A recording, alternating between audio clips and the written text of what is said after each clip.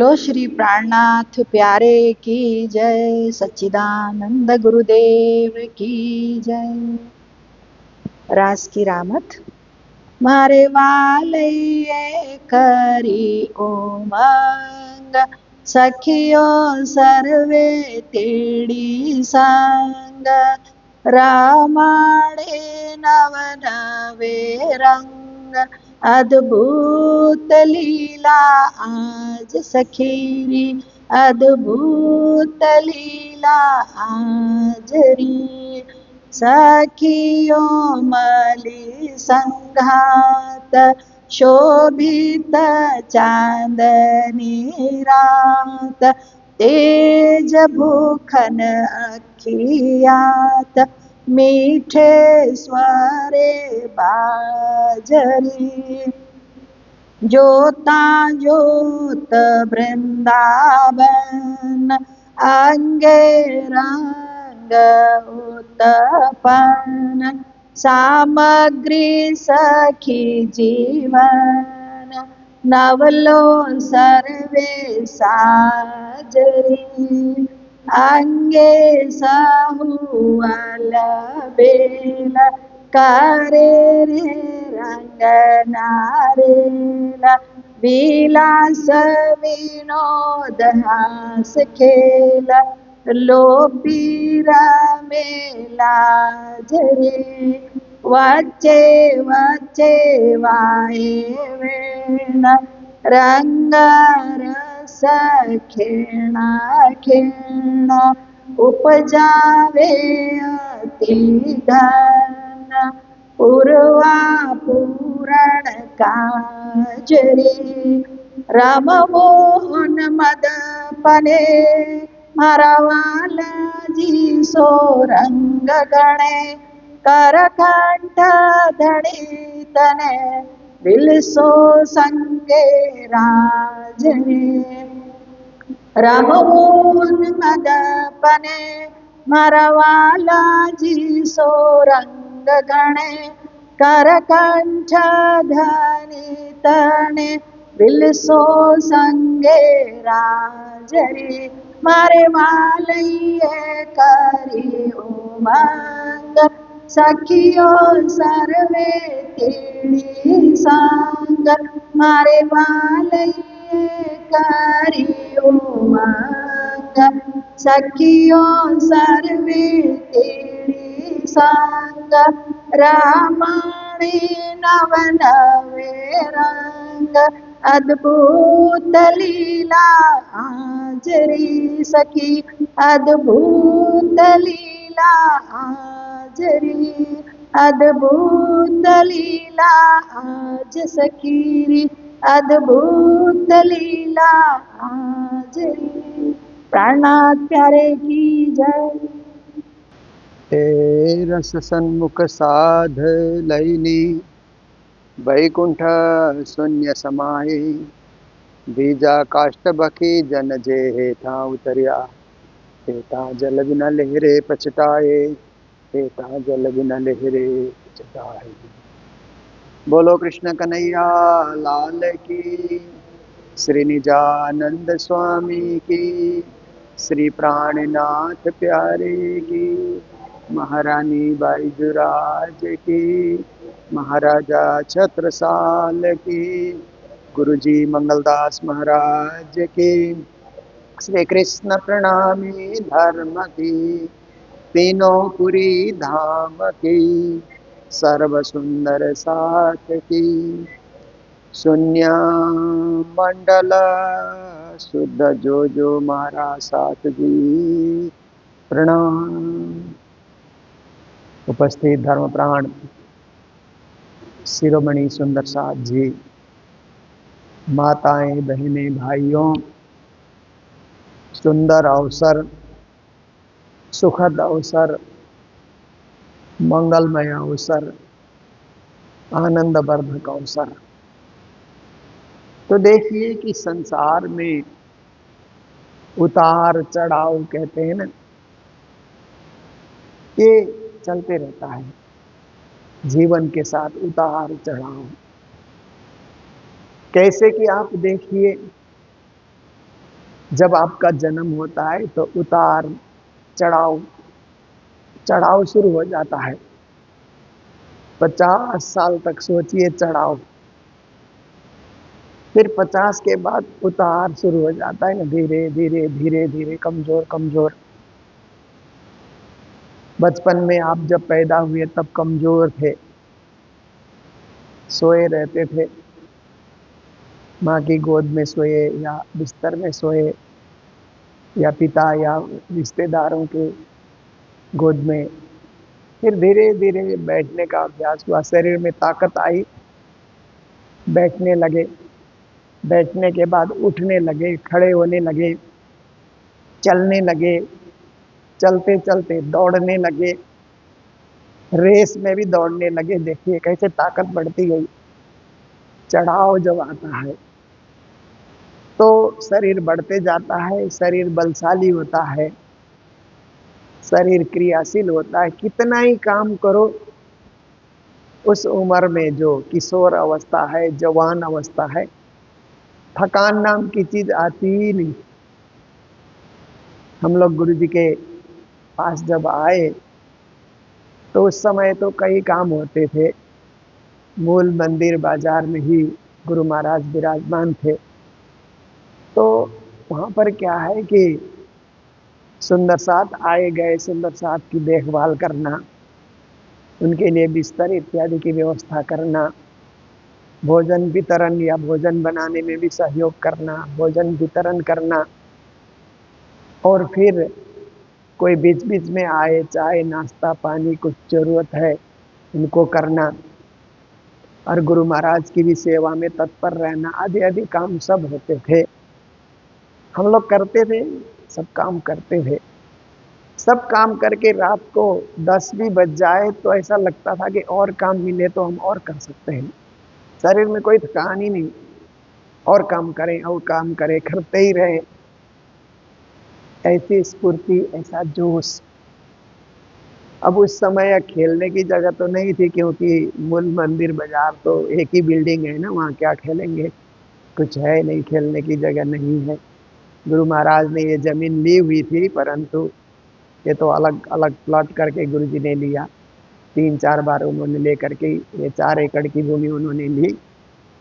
तो देखिए कि मैं आजकल बच्चों को देखता हूँ तो दिन भर खेलते हैं, छुट्टी के दिनों में दिन भर खेलते हैं, वो भी नहीं थकते खेल खेल करके। कोई सेवा बताने से कर लेते हैं कि बच्चों आज ये सेवा है तो करते हैं बच्चे लोग। फिर अब दिन भर बच्चों के लायक कोई काम भी नहीं होता है तो छुट्टी के दिन में खेलते हैं, वो भी नहीं थकते। क्रिकेट खेल करके नहीं थकते, फुटबॉल खेल करके नहीं थकते। तो क्या है कि वो उम्र ही ऐसी है, उस उम्र में थकान नाम की कोई चीज होती ही नहीं है। टेंशन भी नहीं होती है उस उम्र में, कोई टेंशन की, कोई टेंशन दिमाग में आ जाए तो रात को नींद ना आए, ऐसी बात भी नहीं होती है। उसके बाद जीवन में चढ़ाव जब आता है तो किशोर अवस्था से जवानी, जवानी आने के बाद जिम्मेदारी और बढ़ जाती है। पढ़ाई की जिम्मेदारी, व्यापार बिजनेस की जिम्मेदारी, नौकरी की जिम्मेदारी, फिर वैवाहिक जीवन में बंधा तो परिवार की जिम्मेदारी। देखिए फिर भी वो नहीं थकता है, कई काम करते हैं। मैंने विदेशों में देखा कि दो दो जॉब करते हैं, एक जॉब करके 8 घंटा एक जॉब करके आते हैं, फिर दूसरे जॉब में चले जाते हैं, घर में आकर के हल्का सा नाश्ता किया, फिर नाइट का जो जॉब है, दिन का जॉब किया, फिर रात्रि का जॉब भी करते हैं। क्योंकि वो उम्र ही ऐसी है कि थकान का कोई अनुभव नहीं होता है। पर धीरे धीरे करते हुए आपने 40 साल पार किया, 50 साल पहुंचे, 40 के बाद धीरे धीरे उसको प्रौढ़ कहा जाता है, परिपक्व। प्रौढ़ अवस्था, परिपक्व अवस्था को कहा जाता है। फिर वह प्रौढ़ अवस्था की घड़ी भी लंबी चलती है, पर 50 से ऊपर आप जाते हैं तो फिर गिरावट, फिर उतार। जैसे आप पहाड़ में चढ़े ना, चढ़ते चढ़ते पहाड़ की चोटी में पहुंचे, फिर चोटी में कितने देर बैठेंगे आप, फिर नीचे उतरना होता है। तो ऐसे ही हम अपने उम्र की चोटी में पहुंचे 50 साल उम्र की चोटी में पहुंचे। फिर 50 के बाद के जीवन को सेकेंड हाफ कहते हैं ना, फर्स्ट हाफ कहते हैं 50 साल को, सेकेंड हाफ कहते हैं उससे बाद जो और 50 साल जिंदगी बची है। परंतु अब 100 साल को ही रहेगा ये कोई ठिकाना तो नहीं है। फिर भी एक 90 साल तक, कई लोगों को हमने देखा 90 साल तक जीते हुए। गुरु महाराज भी 90 पूरा होने में थोड़ा 1 साल बाकी था। तो और बहुत सारे गुरु के शिष्यों को हमने देखा कि 90 पूरा करके कोई 91, कोई 92 में चले गए। तो औसतन उम्र तो ऐसे 80-85 लोग मानते हैं। फिर भी हम सोचें कि 90 साल की उम्र है। तो भी देखिए आप धीरे धीरे 60 के हो गए तो और शरीर थोड़ा ढीला हो जाता है, थकान का अनुभव होता है। कहीं आप घूम करके भी आते हैं तो शरीर शिथिल आपको लगता है। 60 से 70 में पहुंचे तो धीरे धीरे आपको और कमजोरी का अनुभव होता है। थोड़ा चलने के बाद बैठे ऐसा अनुभव होता है। थोड़ा बोझ उठाने के बाद लगता है इसको जमीन में रख दें। जवानी में जितना बोझ उठाओ उसको उतारने का मन ही नहीं करता है, क्या ये बोझ है। तो देखिए समय का खेल, जीवन में चढ़ाव और उतार, ऐसे ही संपत्ति कमाने में भी चढ़ाव और उतार ये होता ही होता है। मान सम्मान कमाने में भी चढ़ाव और उतार होता है। खाना पचाने में भी आप देखिए चढ़ाव और उतार होता है ना। जवान आदमी को कितना खिला दीजिए, खाता है, दौड़ता है, पचा लेता है। और बुढ़े को आपने खिला दिया तो बीमार हो जाएगा, वो पचा नहीं सकता है, उसकी पाचन क्रिया कमजोर पड़ चुकी है, इसलिए बीमार हो जाते हैं बुढ़े लोग खाते ही। तो पचाने में भी चढ़ाव और उतार आप देखिए। तो ये भक्ति करने में भी आप देखिए चढ़ाव और उतार। जब तक उम्र है ना, जब तक है जोश जवानी, सत्संग तो कर ले प्राणी, एक भजन है।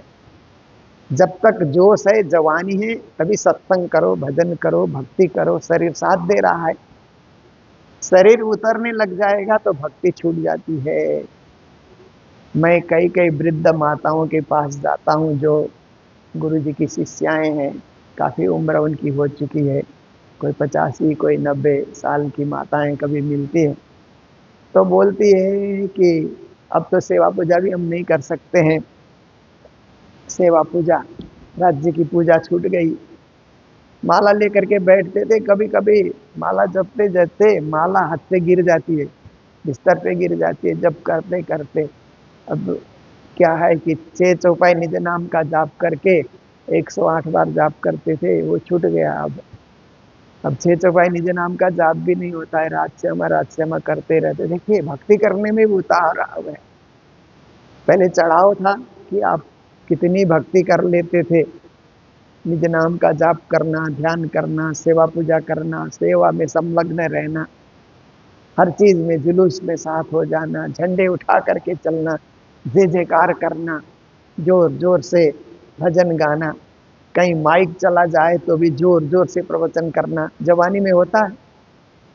अब बुढ़ापे आने के बाद बिना माइक के वो बोलेगा तो 10 लोग भी नहीं सुन सकेंगे, ऐसी स्थिति हो जाती है।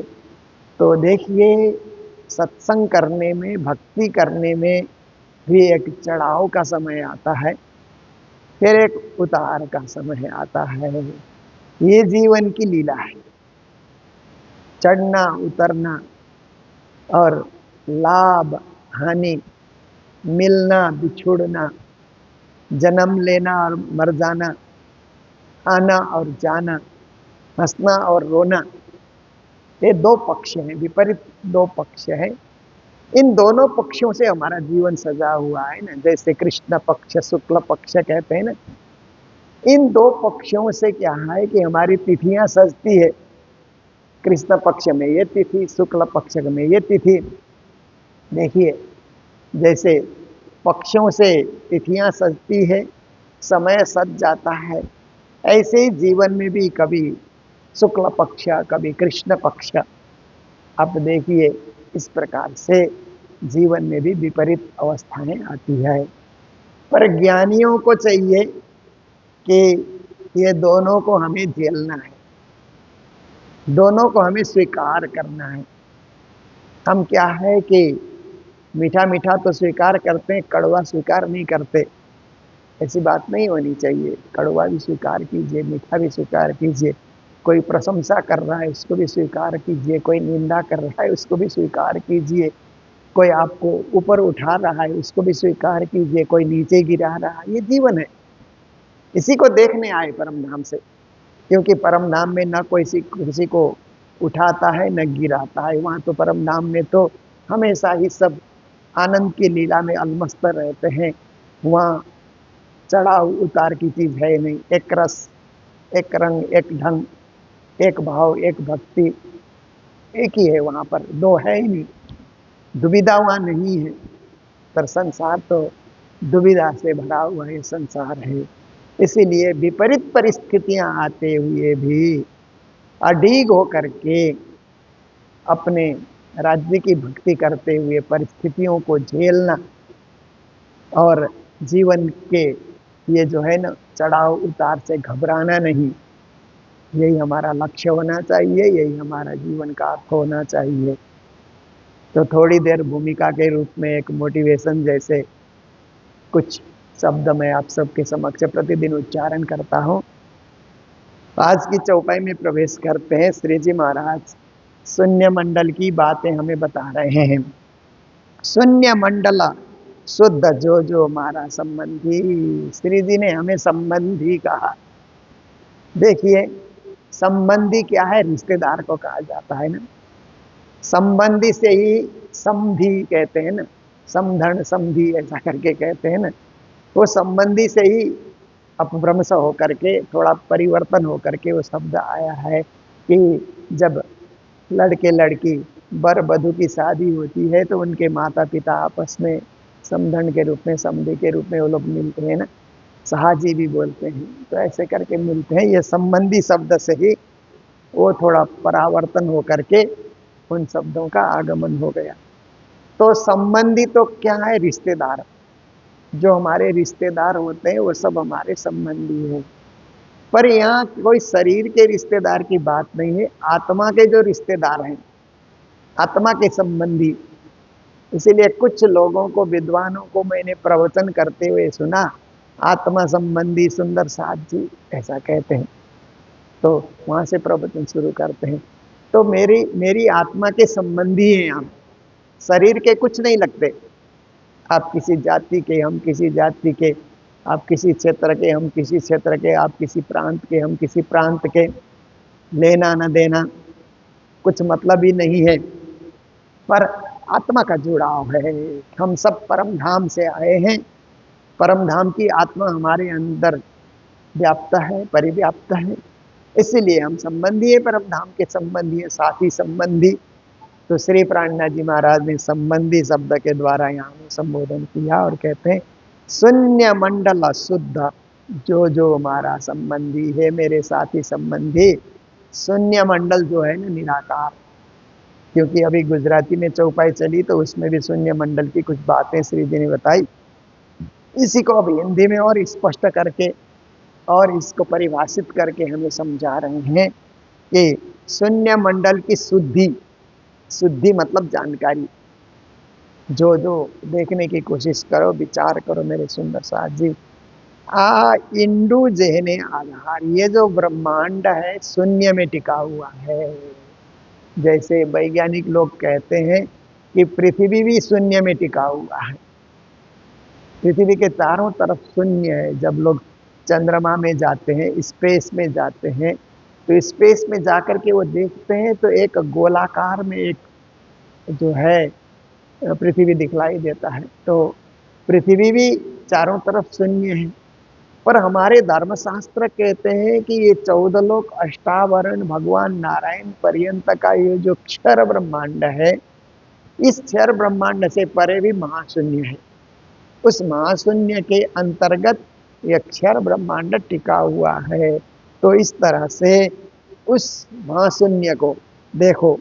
और ये कैसे ये ब्रह्मांड टिका हुआ है? एक शक्ति के द्वारा। वैज्ञानिक कहते हैं कि ये जितने भी नक्षत्र ग्रह तारे हैं इनमें एक आकर्षण शक्ति है। उस आकर्षण से सब टिके हुए हैं अपनी अपनी जगह। वैज्ञानिक लोग कहते हैं ये सौर मंडल आकर्षण शक्ति से ही टिका हुआ है। एक दूसरे का आकर्षण है तो वो टिके हुए हैं, और एक दूसरे के आकर्षण है इसीलिए अपने सीमित धुरी में वो लोग घूमते हैं, सब चक्कर काटते रहते हैं अपनी धुरियों में, अपनी अपनी जगह चक्कर काटते हैं। ग्रह नक्षत्र सब चक्कर काटते रहते हैं। तो देखिए आकाश में चक्कर काटते हैं इसीलिए उनका प्रभाव हमारे ऊपर आ जाता है। जिस ग्रह में जिस नक्षत्र में हम जन्मे उसका प्रभाव हमारे जीवन में आता है, मानो न मानो पर उसका प्रभाव रहेगा ही रहेगा। तो आप देखिए कि ये सब घूम रहे हैं अपनी अपनी धुरी में, अपने अपने परिधि में घूम रहे हैं, फिर भी एक आकर्षण शक्ति के चलते टकराते नहीं है। तो ऐसे ही उस आकर्षण शक्ति को हम ये प्राकृतिक आकर्षण न मान करके परमात्मा के आकर्षण को हम लोग मानते हैं। हम आस्थावान हैं, धार्मिक हैं, श्रद्धावान हैं। हमें गुरु परंपरा से अध्ययन करने का मौका मिला, शास्त्रों की परंपरा को हम लोगों ने देखा सीखा। इसलिए जो भी इस सौर मंडल में या इस जो है ब्रह्मांड में जो भी टिके हुए हैं परमात्मा की एक दिव्य शक्ति से टिके हुए हैं, ये हम मान करके चलते हैं। और वैज्ञानिक लोग कहते हैं कि आकर्षण शक्ति से ये लोग आपस में टिके हुए हैं। जो भी है कोई शक्ति तो है जो टिकाए रखी हुई है। शक्ति ना हो तो सब तारे नक्षत्र आपस में भीड़ करके खत्म ही हो जाते, पर अपनी अपनी जगह है, हजारों लाखों करोड़ों वर्ष से अपनी अपनी जगह है। तो कोई शक्ति उनके पीछे काम कर रही है। श्री जी महाराज कहते हैं उसको देखो, क्या कि जिसका कोई आधार ही नहीं है शून्य में, फिर भी टिके हुए हैं वो। नेत नेत कही ने निगम बलिया, फिर कहते हैं कि वेदों ने नेत नइत करके वहां खोजी की कि ये शून्य मंडल का आता पता क्या है, इसको कैसे पता लगाया जाए कि कितना गहरा है, इसकी दूरी क्या है और इसको पार कैसे किया जा सकता है। इस संदर्भ में वेदों ने भी खोजी की, अन्य शास्त्रों ने भी खोजी की, संत गुरुजन ऋषि मुनि महात्माओं ने भी खोजी की। निगम नहीं अगम अपार, पर उन्होंने कहा कि ये तो निगम है, उस तरफ गम नहीं है। अगम है, अगम्य मतलब ये जानकारी से परे है, और अपार जिसका पार नहीं पाया जा सकता। खोजी करने से भी हम पार नहीं पा सकते, ऐसी स्थिति है। यहाँ आद अंत नहीं था वर जंगम। आप देखिए कि शून्य में शून्य की आदि अंत को कैसे पता लगाओगे आप, कहाँ से शून्य की शुरुआत हुई और कहाँ शून्य का अंत होगा, क्योंकि उसका कोई सीमित परिधि में हो तो पता लगा सकते हैं। असीम शून्य है, असीम निराकार है, तो कैसे पता लगाएंगे। तो श्री जी कहते हैं उसका आदि अंत पता लगाना भी मुश्किल है। थावर और जंगम कहते हैं कि चल अचल कहते हैं ना, तो जंगम चलने को कहते हैं, स्थावर कहते हैं तो स्थिर रहने वाले, स्थिर रहने वाले और चलायमान। पृथ्वी की सृष्टि को आप देखिए तो दो ही तो सृष्टि है, एक स्थिर है एक चलायमान है। देखिए मिट्टी स्थिर है, पर मिट्टी में जो जीव पैदा होते हैं वो चलायमान है, चलते हैं। कीड़े मकोड़े से लेकर के मनुष्य तक सब चल रहे हैं ना, इसीलिए इनको चल कहा जाता है। और स्थिर रहने वाले में मिट्टी है, पत्थर हैं, दरखत हैं, घास है, जितने भी निकल आते हैं ये घास इत्यादि, ये स्थिर है, वहीं वहीं बने रहेंगे। जल भी स्थिर है, जल चलने से भी जल का स्वभाव कहीं बहने का स्वभाव होते हुए भी वो कहीं रुक जाती है, स्थिर हो जाती है। पर चलायमान में क्या है कि जिनके अंतर्गत सांस है, श्वास क्रियाएं जो करते हैं और विचरण करते हैं तो वो चलायमान है। दो प्रकार की सृष्टि है, पर शून्य में वो भी नहीं है। जो निराकार है वहां पर ऐसी सृष्टि नहीं है, जो पृथ्वी में सृष्टि है वो सृष्टि वहां पर नहीं है।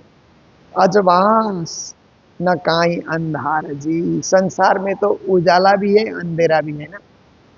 सूर्य की किरणें आने से उजाला होने का अनुभव होता है, सूर्यास्त होने से अंधेरे का अनुभव होता है ना। ऐसे तो सूर्य कभी उदय अस्त नहीं होते, वो तो अपनी जगह सूर्य है। परंतु पृथ्वी घूमने से, वैज्ञानिक कहते पृथ्वी घूमने से अंधेरा और उजाले का अनुभव होता है। जो भी हो, संसार में उजाले का अनुभव हमको होता है। अभी दिन है इसलिए हम बत्ती नहीं जलाते हैं, दिन में उजाला है तो काहे को बिजली जलाना, है ना। अब आप देखिए, रात्रि होते ही, संध्या होते ही हम फट फट फट बिजली जलाते हैं, क्योंकि हमको अंधेरा होने का अनुभव होता है। तो ये प्रकृति में दो प्रकार का अनुभव मिल जाता है, उजाले का और अंधेरे का।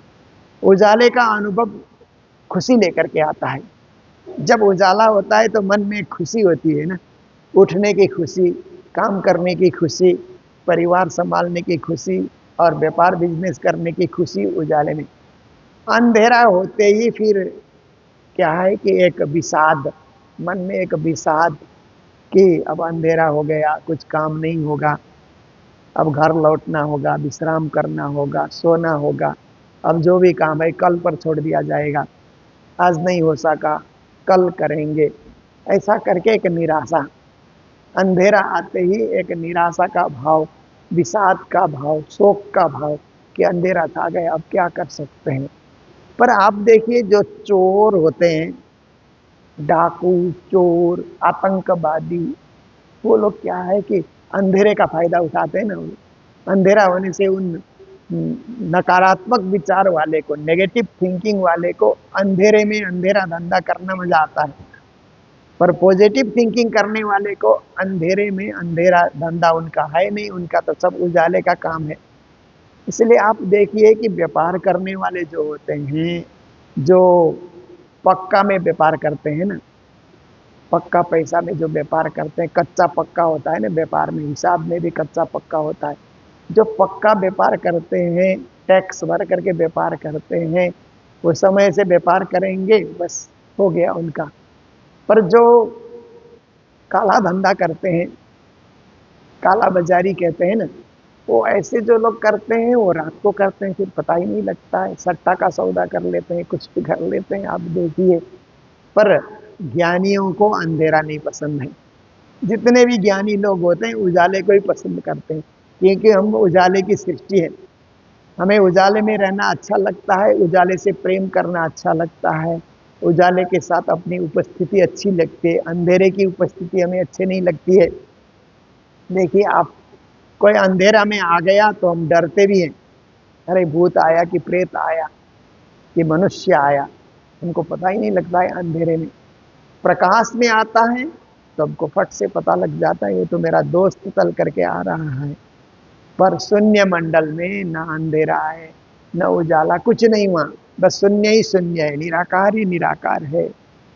निराकार, आकार नहीं, वो निराकार है, वो कोई आकार नहीं है। देखिए संसार में तो आकार ही आकार है ना, हम सब आकार लेकर के बैठे हुए हैं।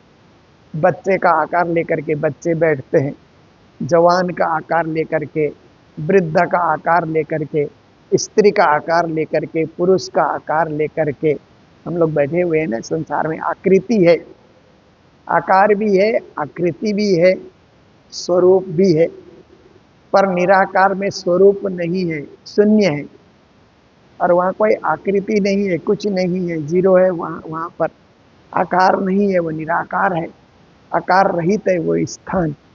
पर अब बहुत सारे लोग कहते हैं कि शून्य से सृष्टि हुई, तो श्री प्राणनाथ जी महाराज यही चीज उनको बताने के लिए ये सब चौपाई यहाँ बोल रहे हैं कि जब कुछ नहीं है वहां पर, और वहां कर पर तो नर न कहवाए कोई नार, शून्य में तो न कोई नर है न कोई नारी है, नर नार कुछ नहीं है, शून्य ही शून्य है, वहां खाली जगह है, निराकार है। और ये संसार में तो नर भी है, नारी भी है, आप देखिए, नर नारी से संसार ये सब भरा हुआ है।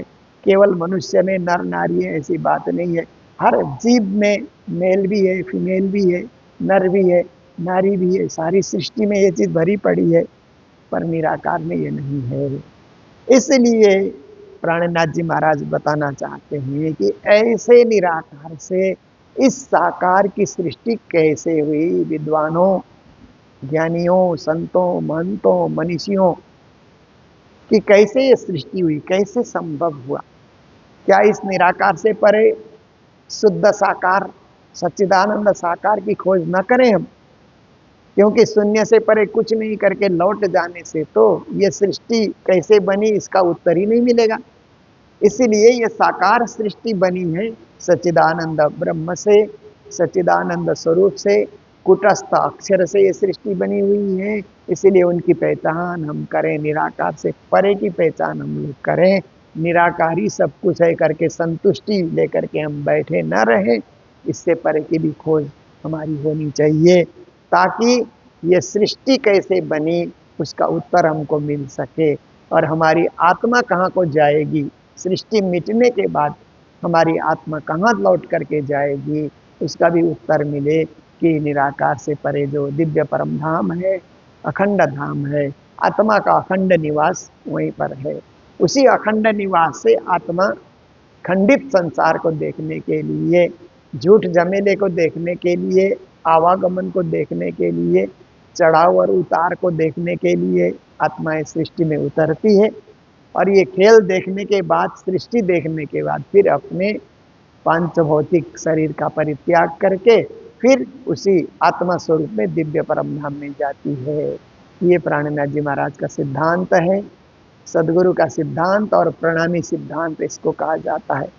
तो ऐसे प्रणामी सिद्धांत को दृढ़ता के साथ जगत में प्रस्तुत करने के लिए श्री प्राणनाथ जी महाराज इन चौपाइयों का उच्चारण हम सबके बीच रख रहे हैं, इन चौपाइयों को प्रकट कर रहे हैं, जिसे हम नित्य प्रति सुनते रहेंगे और अपने जीवन को धन्य बनाते रहेंगे।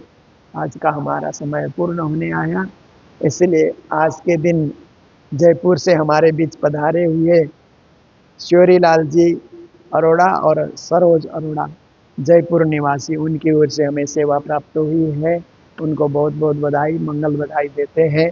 और आज ही के दिन, ऐसे तो कई दिन पूर्व मैं करनाल गया था, तो माताजी संतोष कुमारी ने करनाल में सेवाएं हमें दी थी, तो उनको भी हम मंगल कामनाएं, क्योंकि वो सेवा जो चेक के रूप में हमें मिलता है तो जमा होने में समय लगता है, तो उनकी सेवा मंगल धाम में आ चुकी है, प्राप्त हो चुकी है। तो संतोष कुमारी जी माता को भी बहुत बहुत बधाई, मंगल बधाई देते हुए आज के प्रसंग को यही विराम दे रहे हैं। जय जयकार के साथ बोलो सतगुरु महाराज की, श्री प्राणनाथ प्यारे की, सर्व सुंदर साथ की। यहाँ आद अंत नहीं थावर जंगमा,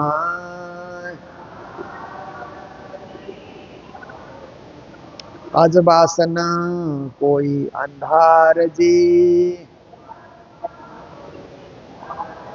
निराकार आकार नहीं,